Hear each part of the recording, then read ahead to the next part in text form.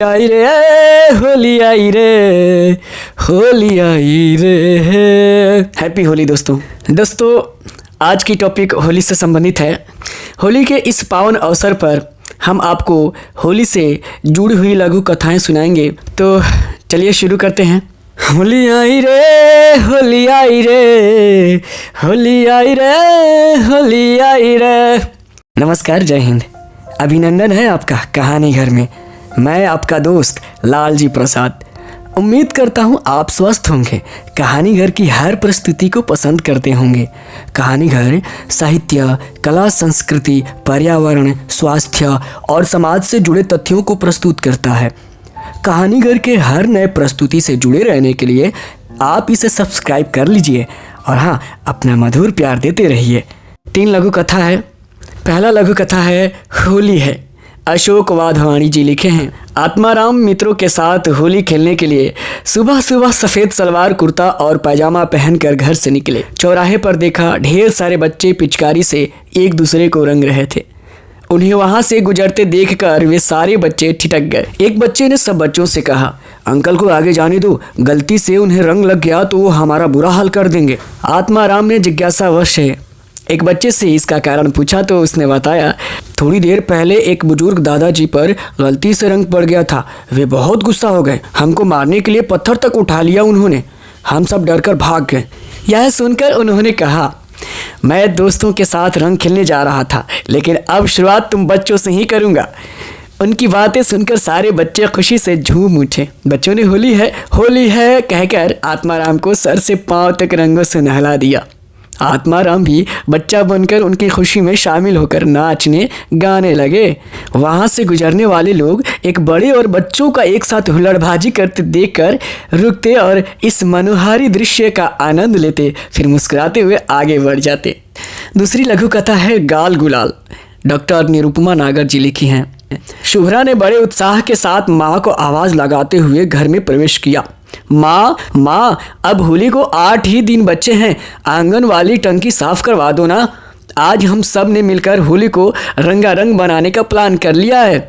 भाभी की पहली होली है, नई नवेली भाभी के साथ होली खेलने में खूब मजा आएगा। सुनकर मम्मी जी ने कहा, अरे राधिका को तो लिवाने उसके भैया कल आ रहे हैं। बेटा, अपने यहाँ पहली होली पर बहू ससुराल में नहीं रहती है क्या? अरे ये क्या बात हुई? भैया को भी तो भाभी के साथ होली खेलना है। नहीं, हम नहीं जाने देंगे भाभी को, शुभ्रा ने विरोध प्रकट करते हुए कहा। तभी वहाँ अचानक बुआ जी आ गई। क्या बात है, क्यों चिल्लापोम मचा रही हो मिन्नी? देखो ना बुआ जी, भाभी की पहली होली है, हम सब कितनी धींगा मस्ती करने का प्लान बना रहे हैं और अम्मी कह रही हैं पहली होली पर बहू ससुराल में नहीं रहती। फिर कुछ सोचकर मिन्नी बोली, अच्छा ऐसा करते हैं, हम सब भी भाभी के साथ उनके मायके चले जाते हैं। फिर अपने हाथ नचाते हुए बोली, होली तो हम खेलेंगे। बुआ जी ने मिन्नी को चुकोटी काटते हुए कहा, बड़ी आई है भाभी के मायके जाने वाली, अगले साल खेल लेना भाभी के साथ होली। इसी बीच देवर जी और राकेश भी वहां आ गए। उनको देख बुआ जी बोली, देखो राकेश का मुंह कैसा लटका हुआ है। फिर हंसते हुए बोली, अच्छा बच्चों, बहू के साथ होली खेलना है तुम्हें? अच्छा चलो कोई रास्ता निकालते हैं। 2 मिनट सोचने के बाद चुटकी बजाते हुए बोली, आइडिया। अरे राकेश, मिन्नी, तुम मूड मत खराब करो। देखो, सही नियम तो यह है कि पहली होली पर सास बहू के साथ नहीं रहते। एक काम करते हैं, मैं मेरी भाभी को अपने साथ ले जाती हूँ। बहुत सालों से हमने भी होली साथ में नहीं खेली। निकल गया सॉल्यूशन। तुम्हारी भाभी तुम्हारे पास, मेरी भाभी मेरे पास। यह सुनकर खुशी के मारे राधिका के चेहरा लाल हो गया। कनखियों से राकेश को देखा, वे भी लालिमा लिए मुस्कुरा रहे थे। समस्या का ऐसा हल सुन ससुर जी भी चुप नहीं रहे। बोले, इंदो अपनी भाभी के साथ मुझे नहीं ले जाएगी? मैं अकेला बच्चों के साथ क्या करूँगा? बुआ जी ने भाई की टिटोली पर हंसते हुए बच्चों की तरह देखा और बोली, देखो राकेश राधिका के गाल गुलाल हुए जा रहे हैं।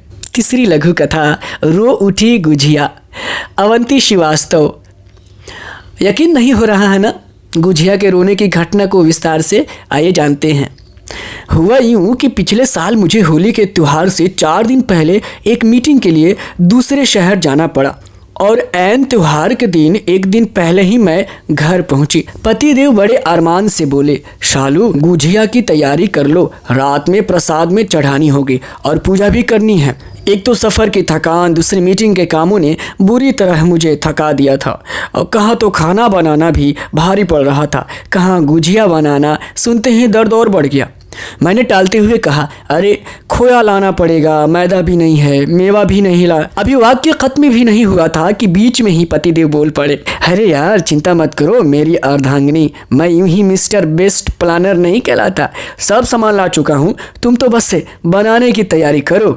ओफो, सामान की जगह अगर आप बाजार से गुझिया खरीद लाते तो ज़्यादा अच्छा था, मुझसे नहीं बनेगी गुझिया, पूरे शरीर में दर्द हो रहा है, ऊपर से सफ़र की थकावट। अब वो समझाने की मुद्रा में आ गए, देखो शालू, त्योहार साल में एक बार ही आता है और गुझिया भी साल में एक ही बार बनती है।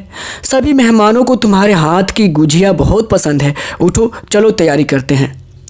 अब मेरा पारा 7वें आसमान पर पहुंच गया। गुस्से से बोली, सुनो जी, मैं तो गुझिया नहीं बनाऊंगी, तुमसे बनती हो तो बना लो।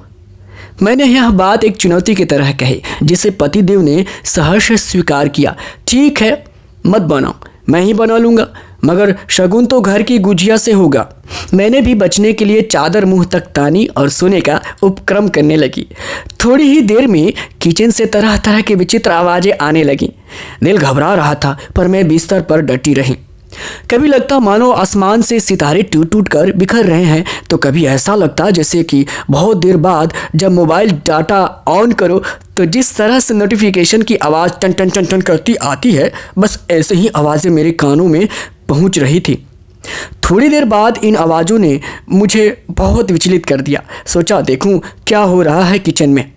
मैंने जैसे ही किचन के पास पहुंची, पतिदेव को आहट मिल गई। मुझे देखते ही बोले, शालू अच्छा हुआ तुम आ गई, देखो तुम्हारी याद में यह गुजिया कैसे फूट फूट कर रो रही है। मेरी हंसी छूट गई। गुजिया वाकई फूट कर तेल में बिखर रही थी। मैंने कहा, चलो मिलकर बनाते हैं। फिर मिलकर हमने गुजिया बनाई और कई पकवान बना डाले। थकावट छूमंतर हो चुकी थी। आहा, तो ये थी लघु कथा। कैसी लगी आपको हमें कमेंट करके ज़रूर बताइए। और इस बार की पावन होली में आप किस तरह की तैयारियां किए हैं हमें भी बताइए ज़रा कमेंट करके। हाँ।